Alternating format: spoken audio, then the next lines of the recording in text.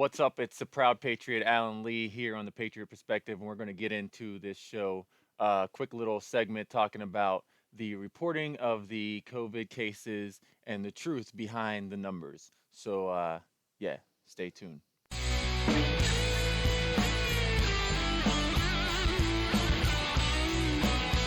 News, current events, politics, and everything in between. This is your number one source for finding out the truth. Never censored, never apologetic, and always patriotic. You're tuned in to the Patriot Perspective with the people's proud patriot, Alan Lee.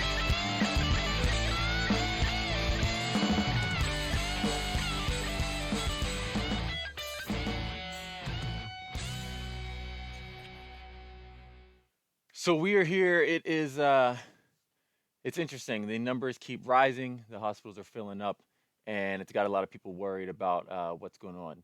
They keep coming up with new, different breaking news, death tolls, and we already know that over 80% of the deaths have been in the elderly, people with pre-existing conditions. So that's already something that no one's really disputing. So it has everybody fearful of spending time on the holidays with their family members, especially if they're in the considered at-risk age group, which I believe is 60 or over. So let's dive a little bit into the numbers now. I know that they've been saying that more and more people have been dying. They call it an excess death rate. So what does that really mean? So if we look here at the CDC stats, it'll show you here that in 2018, a total of 2,839,000 people were registered to have died in 2018. Now, the 2020 death this year so far, 200,099, 28 deaths this year. 198,000 of those were due to COVID. That's 66%. Now, that's listed as an excess death rate. Now, when you think about, okay, so 66% they're saying is the excess death rate. All right. So when you normally hear the word excess death rate, that sounds like a number higher than what is projected and is said to have been normal, which is indeed how the CDC defines it when it comes to reporting excess death rates. Now, the interesting part about that is in order to figure out exactly how many people are actually dying due to COVID in and of itself, uh, this year, as compared to people who've died in the past of other reasons, you have to dive into the rest of the CDC numbers. So, first, let's point out that everybody, pretty much with a brain, has realized now that the CDC has reported all deaths of anybody who might have had COVID or who tested positive for COVID as a COVID death. Let me say that again. The hospitals were instructed that if the person tested positive for COVID and they passed away, they were to be listed as a COVID death, even if they passed away from something else. If you don't believe me and if you haven't seen this, then here is themselves explaining how they classify this here. Of the definition of people dying of COVID. So the case definition is very simplistic. It means at the time of death, it was a COVID positive diagnosis. So that means that if you were in hospice and had already been given, a few weeks to live, and then you also were found to have COVID, that would be counted as a COVID death. It means that technically, even if you died of a clear alternate cause, but you...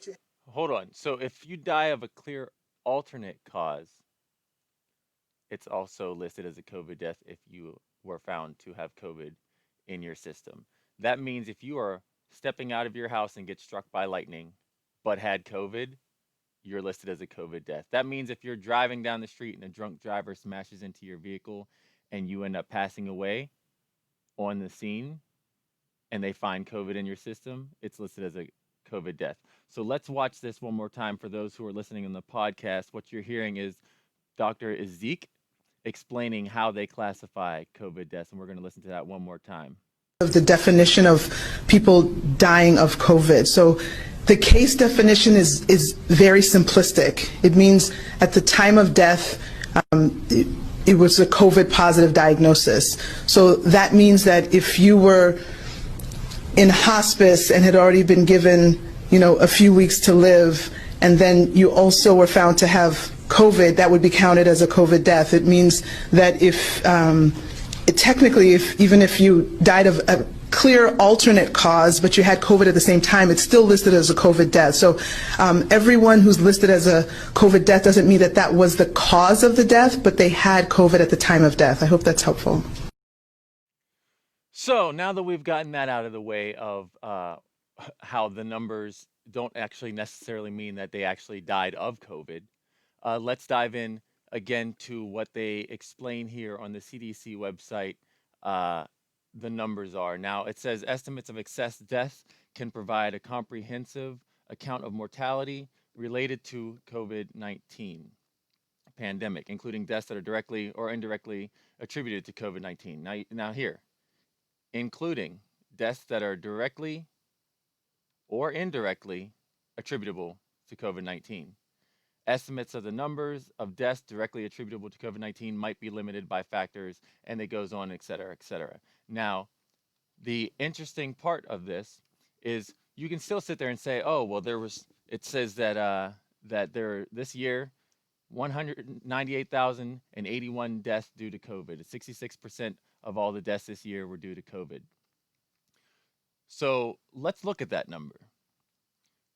In 2018, a total of 2,839,205 resident deaths were registered in the United States, which were 702 more deaths than in 2017.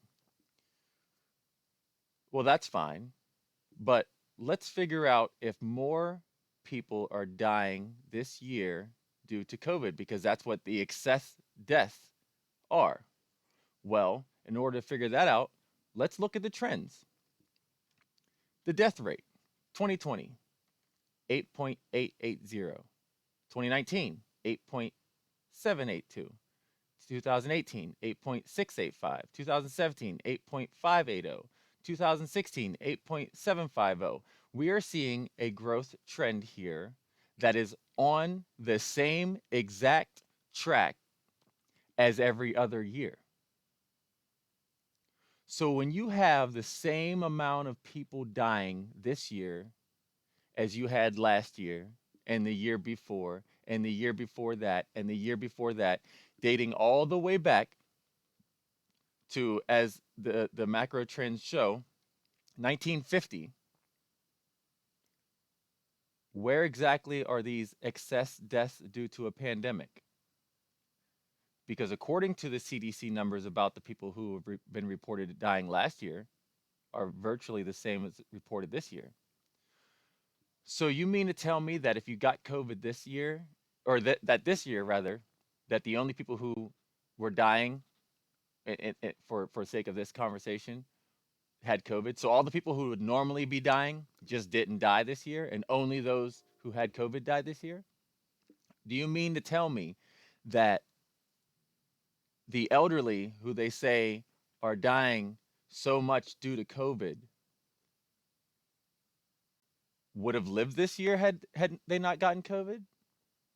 And that means that our death rate for the elderly would have been minimal, way low in the hundreds. So for some reason in 2020, those numbers of people who normally pass away, that trend, that growth trend, just wouldn't have existed. This would have been the magical year for them, and COVID came along and ruined the magic. Are you saying that now here's the other interesting factor.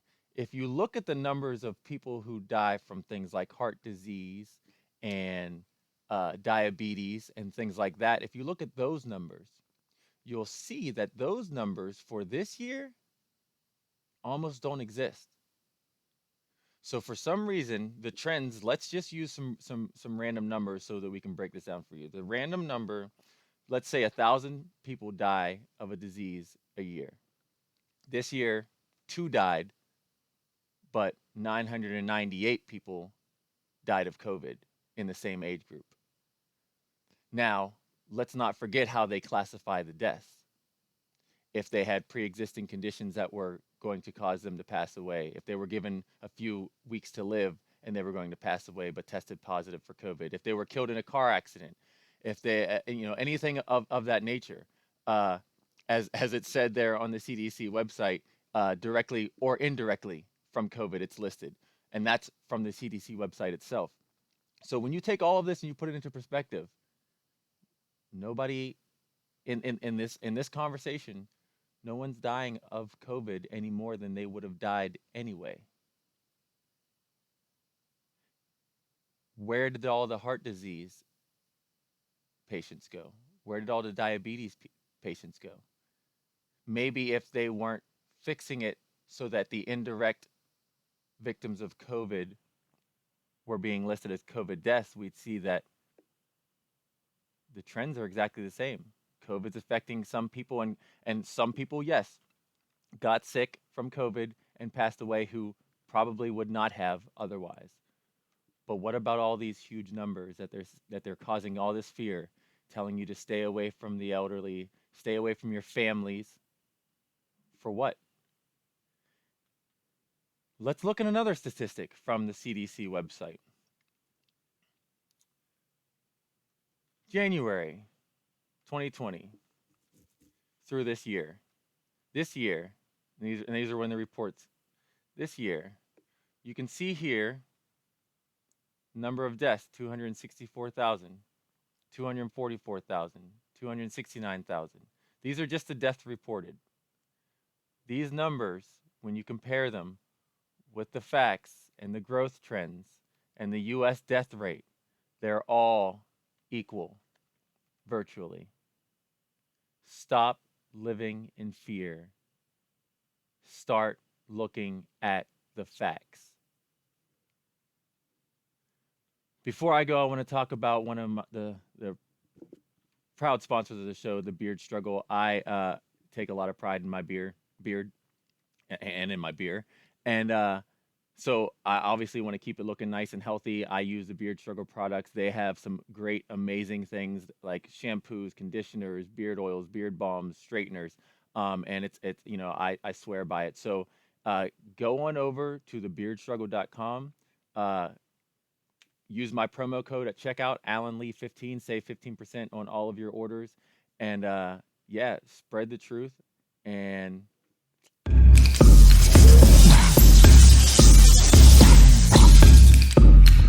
Beard struggle, my brother.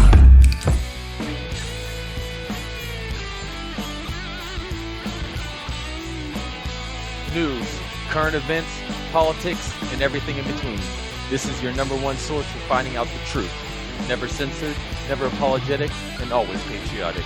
You're tuned in to the Patriot Perspective with the people's proud patriot, Alan Lee.